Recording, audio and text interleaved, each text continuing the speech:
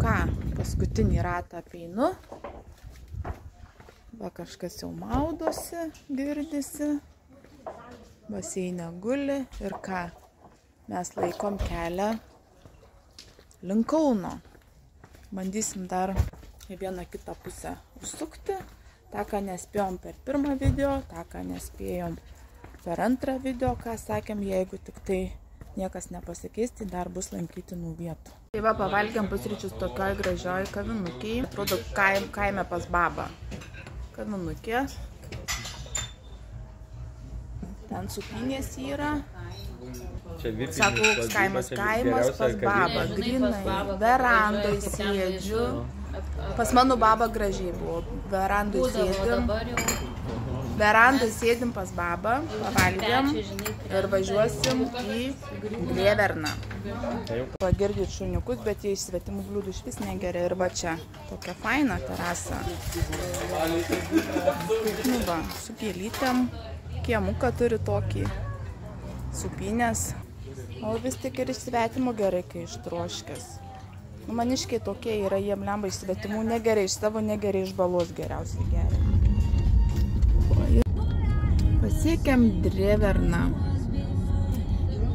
Esam pirmą kartą, tai patiems viskas bus tokia maža naujiena staigmena. Nu va, atvažiavom, ėjom ir atėjom. Tokie nameliukai, kaip suprantu, jie gali būti nuomai gyventi. Atvažiuoja ir su kemperiais žmonės. Piknikauja. Žvejoja tam kanale. Va taip, laivukai, namukai. Kaimiška Venecija. O gervės skrenda. Ir koks gražus laivas senovinis. Nelabai aukštas tas bokštas Drėvernos, bet lipsim pasižiūrėti iš viršaus į žemę. Nu ką, lipam, žiūrim.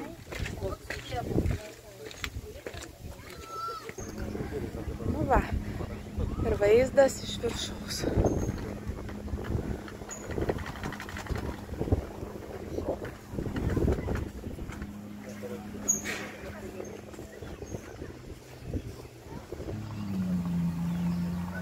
Tas laivelis, jachtos, nameliukai.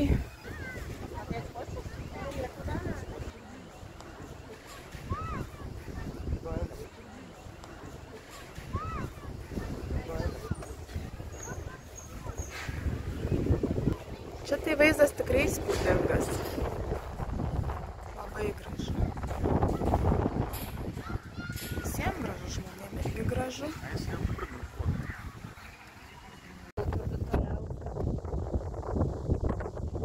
Laivelių pilna.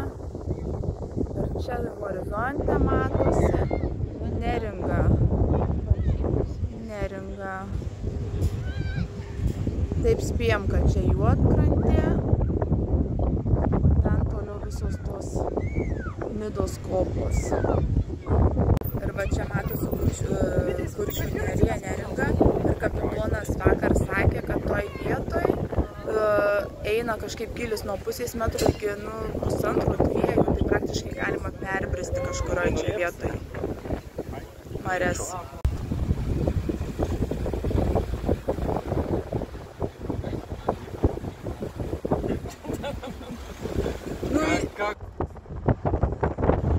Svencelės salos, lietuviška Venecija. Svencelės salos atrodo va taip. Tikrai vietoj gatvių yra kanalai. Ir va jie taip savo.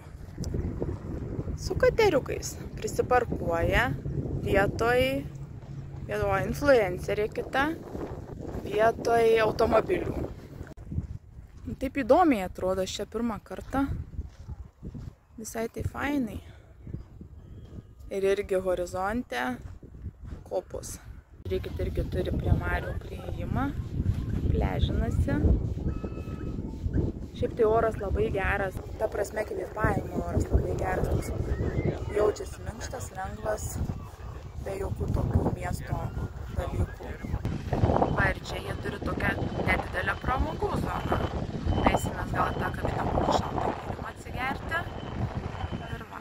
Va, kaitų centras, parduotuvėlė. Ir čia kažkaip nedirba daugiau niekas. Padaryti tie namukai iš laivų prekybinių konteinerių, bet taip labai visai gražiai žiūrisi. Mano visi jau nuėjo staliuką išsiimti, einu ir aš išgersiu kokį šaltą gėrimą, pavyzdžiui, vandenį.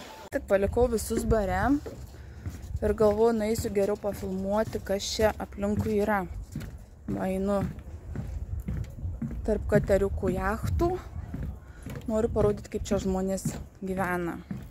Kas čia biškelį erzina, kad tu eini tais tokiais takeliais, tilteliais ir nesupranti, jie pasieks kitą krantą ar nepasieks, atsidursi prie vandens ar neatsidursi.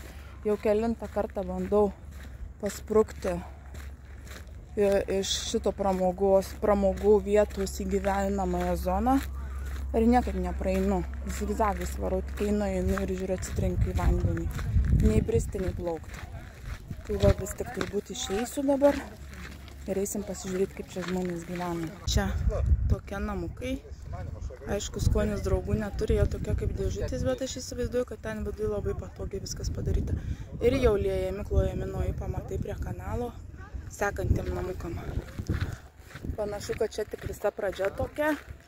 Ir dar čia plėsis ir plėsis ir plėsis ir padarys labai prabangų miestelį ant vandens su kanalais ir kateriais. Kanalų dėka visas gyvenamasis tas rajonas tampa privatus, nes tu neprieisi, tik tai iš šono gali pafilmuoti. Būtų asfaltas, perbėgi ir gali pasižiūrėti. O dabar, kai vanduo, tai gaunasi taip iš tikrųjų labai privačiai. Va, dar kartelį. Šiaip tai labai gražiai žmonės pasidarė, labai tvarkingai ir labai tikrai įspūdingai atrodo. Savo į parduotuvę sėdi ant vandens motociklo ir lekia. Tokį tiltelį raudoną. Bandysiu perėti, gal neišės mane žmonės, sakys, ko čia braunės į privačią erdvę. Va, toks gražus raudonas tiltelis. Ir namai. Iš esmės tikrai labai gražu.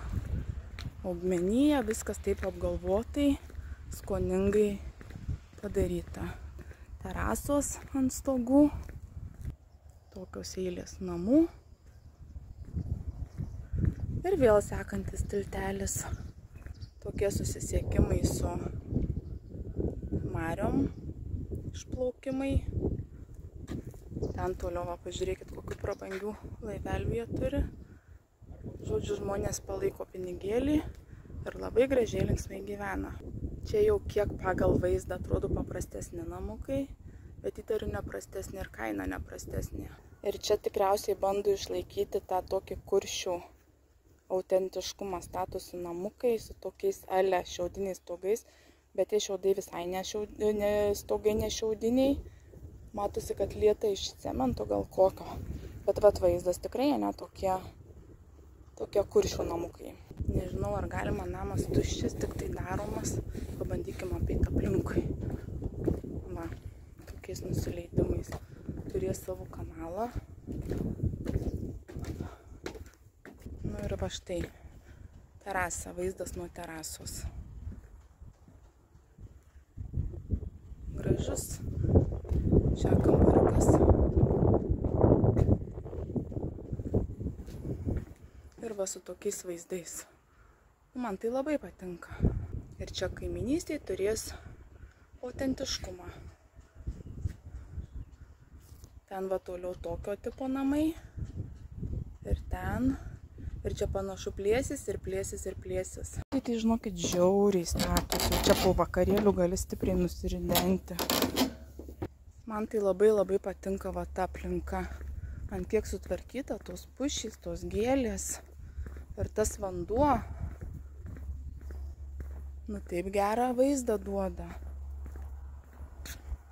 Va. Gerieji. Nu čia tai jau grynai jachta. Ir va ten Mariaus, norėjau sakyti Kauno, Kuršių Mariaus. Aišku, dabar biškai jaučiuosi kaip vaikščiojantį po zoologijos sodą. Einu ir apžiūrinėju, žmonės čia gyvena, o aš tiesiog vaikštau ir į juos žiūriu kaip zoologijos sode. Nežinau, kaip jie jaučiasi, bet aš tai jaučiuosi kaip eidama, žiūrėdama į narvelius, į gyvūnėlius. Žmonės ir maudosi tuose kanaluose, pasirodo ir taip galima. Einant tuo paskutiniu raudonu tiltuku, va ten visa ta pramogų zona, kur dabar maniškiai geria vandenį ir kažką užkandžiauja.